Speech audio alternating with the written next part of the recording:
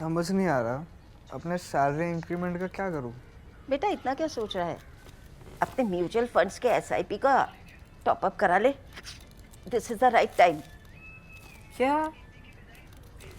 समझ में नहीं आया।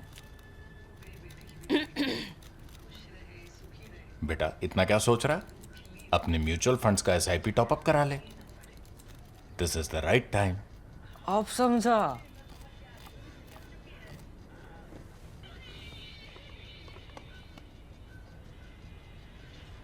Mutual fund investments are subject to market risks. Read all scheme-related documents carefully. This is a somewhat unusual episode of Cut the Clutter because this will be filled with quite a bit of opinion, analysis, and also opinion.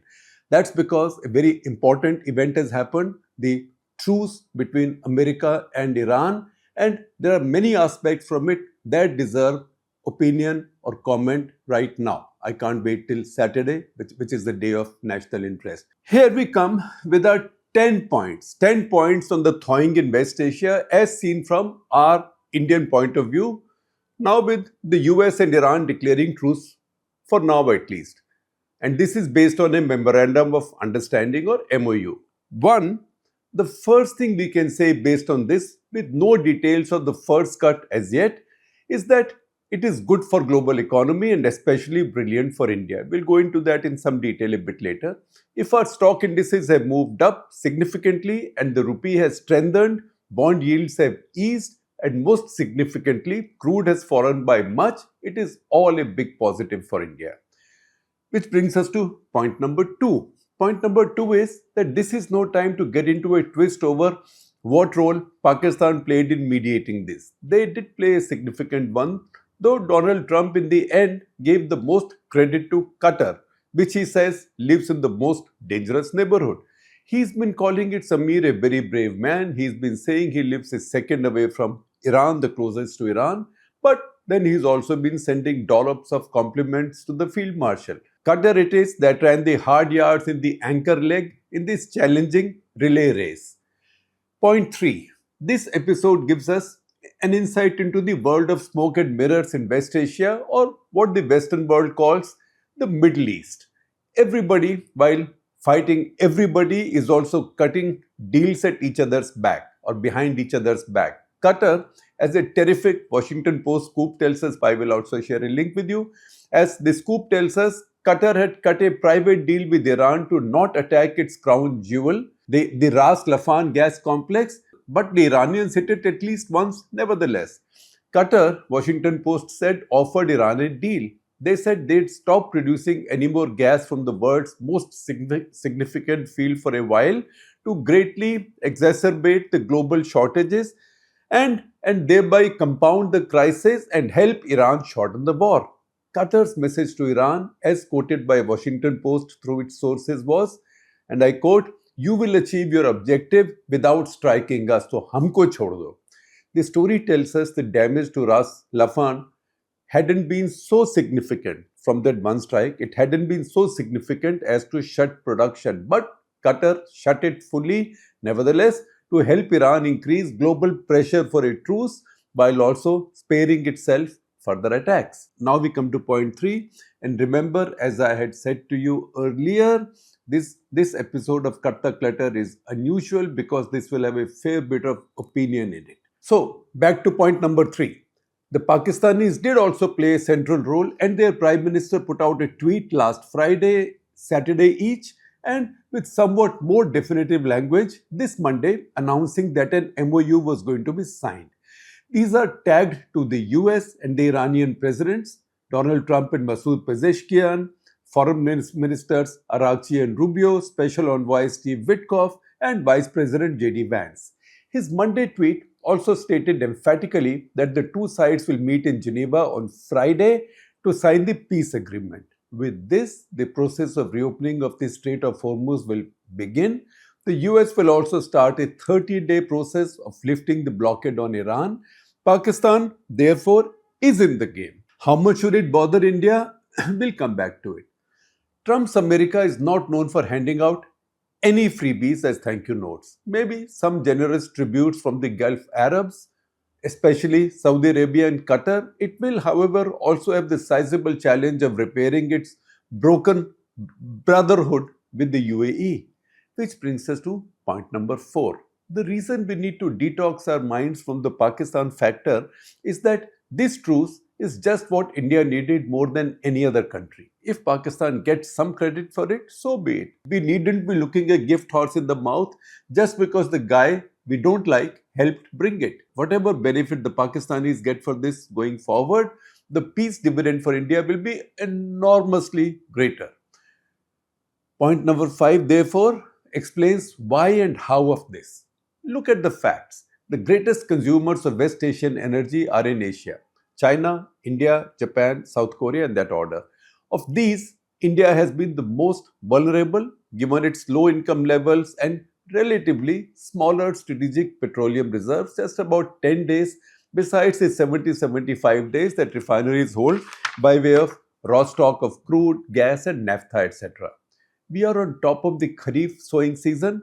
Gas and chemicals based fertilizers, diesel and naphtha are the key inputs in modern farming. This truce is the greatest relief India could wish for at this moment. You will ask me why I am saying India is more affected than China and Japan, as they also import most of their hydrocarbons. That's because China gets quite a bit from Russia through pipelines as well as by ship. It also produces enormous stocks of coal gas or syngas, something the Modi government has been planning for the past 6 years, but the project is delayed, although now there is a fresh sense of urgency. The Japanese, by law, maintain a strategic petroleum reserve for 200 plus days. Remember, for India, this crisis had come on top of a Kharif season, sowing season, which is also marked by one of the severest El Niños in our history. But the point is, we've come to point number 6, and you will ask me why I still haven't done the first thing I should have. That is declutter the details of the agreement. The reason I cannot do that is simply because its text still does not exist or has not been made public. Meanwhile, each side can keep claiming total victory. You can listen to Trump and the Iranian speaker and top leader Kalibaf and decide who do you want to believe. I'd say wait till Friday. All we know from Trump, the Iranian Deputy Foreign Minister Kazem Garibabadi and Shahbaz Sharif is that the two sides have agreed to meet in Geneva this Friday to sign off on at least the first preliminary document. This, as the current understanding goes, will begin another 60 days of truce for further negotiations, including on the fate of Iran's uranium, enriched to various degrees, and the sanctions that have crippled Iran's economy. With point number 7 now, we ask, is everybody happy? The answer is for sure no, everybody is not happy. At least one most important nation, a key participant in the war, Israel, is most unhappy. Netanyahu has not commented on the truce. He is seething at being arm twisted in public by Trump into stopping strikes on Hezbollah in Lebanon. Please see the story that Barak Ravid of Axios put out. He's put out the exact quote in a conversation with him. After Netanyahu carried out fresh bombing raids on South Beirut, Donald Trump said to Barak Ravid, he has no effing judgment. Bibi has no effing judgment. Effing, I am saying, Trump didn't use effing, he used the full form, all 4 letters with an ing. So obviously, this would not make Netanyahu happy. He is furious. His forever rebellious and hardline Minister of National Security, Itamar Ben-Gvir, has rejected the agreement. Please see his tweet. He says that while Israel is grateful for American support and appreciates Trump, they cannot decide issues most critical to its life. Americans cannot decide issues most critical to Israel's national interest on their behalf. Israel, therefore, isn't formally a signatory to any agreement or party to any truce. This is, however, a big setback to Israel and Netanyahu. It is now evident that while Trump joined in the fight, his objectives and Netanyahu's diverged at some point. As an important American observer said, they converged to about 80%, and then Trump had to deal with a war increasingly unpopular within his base rising gas prices with midterm elections coming up, and the Gulf Arabs who were petrified of the hostilities resuming. They did not want any strikes on their land because, one, it's not as if they are not capable of defending themselves, but they did not want to be in the fight. All of this made it impossible for Trump to return to battlefield, especially as he could easily declare mission accomplished. In his formulation, he had won as long as he could convince his base that he had got a lot more out of Iran than Obama did with his JCPOA, that is Joint Comprehensive Plan of Action, in July 2015. Netanyahu, on the other hand, never wanted the war to end. It suited him politically and he wanted a regime change in Iran. It is therefore that the point that follows, point number 8, talks about where does this leave Netanyahu, who's had nearly 19 years as Prime Minister, though not unbroken. He's had some breaks in the middle, short breaks. He's now facing the backlash at home with elections coming up and his ratings are abysmally low. The opposition is chasing him, waving the hatchet to bury it in his back. See this tweet by the former Israeli Prime Minister and the current sort of relatively centrist challenger Yair Lapid, who is a former journalist and a TV anchor. He accuses Netanyahu of many miscalculations, including hoping that Trump would help unleash a Kurdish revolt without understanding the influence Erdogan had in the White House. Kurds are seen as a common threat by Iran, Turkey, Iraq and Syria. That is something that we've spoken about in a full episode of Cut the Clutter, of which we'll share a link with you. State of Israel and IDF won the battle, he says. This is Lapid speaking now. State of Israel and IDF won the battle, but Netanyahu lost the war. I'm paraphrasing him. The IDF fulfilled its mission. Netanyahu did not deliver the goods. He collapsed at the moment of truth. In the midst of the war, you drive Trump crazy with your pardon issues. Remember, Netanyahu has those cases where he wanted pardon from the courts. Don't be surprised if he turns on you the moment your interests conflict. That's what he understood from you and heard from you, that everything is about interests and you are not there for the right reasons. October 7, 2023, that was the day of the Hamas attack. October 7, 2023, we learned that Netanyahu can no longer protect Israel. Lapid also blames these missteps on changing key security leaders in the middle of the war and not having enough competent people around himself. That is for Netanyahu. And again, I quote from Lapid, although you will see both tweets on your screen. He says, I quote this key line, he continues to tell everyone, we changed the Middle East. The problem is that due to negligence, arrogance and absence of a suitable professional team and judgment influenced by other things as in extraneous factors, he changed it for the worse. Point number 9 now has us switching away from Israel and looking at the Gulf Arabs. All of them sit deflated and in multiple ways defeated.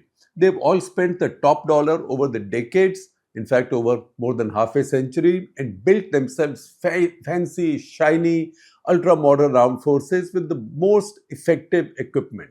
This war has shown that they have it all except the will to fight. Therefore, paper tigers. Tiny UAE does stand out as the only exception. This will have 3 implications going ahead. 1, their dependence on America will become even greater than before. Trump will play with them and his people will keep collecting and enriching themselves. Number 2, that Iran will be closer to achieving its dream of preeminence, not just in the Gulf, but in the entire Islamic world. As the one power that fought America to a standstill, of course, the Iranians will claim in the course of time that they defeated America and did it all for the cause of the Palestinians. And third, somewhat marginally in the big picture, but more important for us in India, the Gulfis may rediscover their somewhat lost fascination for the Pakistanis. And finally, at number 10, we return to ourselves, to India. Where does India go from here? The first thing India must not do is become complacent. The crisis has underlined not India's strengths, some strengths, but also our many dependencies that limit our global power. These range from energy to armaments, trade to capital. All of those need to be addressed. So everything that the Prime Minister is now doing on the economy as if there is a big crisis visiting us. That should continue because the crisis is still visiting us. Next, it will be a changed West Asia, scared Arabs, a weakened Israel, a reinvigorated Pakistan. Most importantly, this will leave a much, much weaker America, as much of the world would see this as an American defeat. Americans like it or not, it will be seen as an American defeat. That Trump was keener on a truce than Iran has been read by everybody as a lack of willingness to fight. Remember the old Afghanistan story? You might have the watch, what the Mujahideen used to say, you might have the watch, but we have the time. Vietnam timed America out in the 1960s, Afghanistan earlier this century, and now Iran has played from the same script, the same playbook. In fact, the thing you can be most sure of is that this will leave a weaker, more withdrawn America. It only follows that China is now much stronger, and that without having to bat an eyelid, at least not one in public.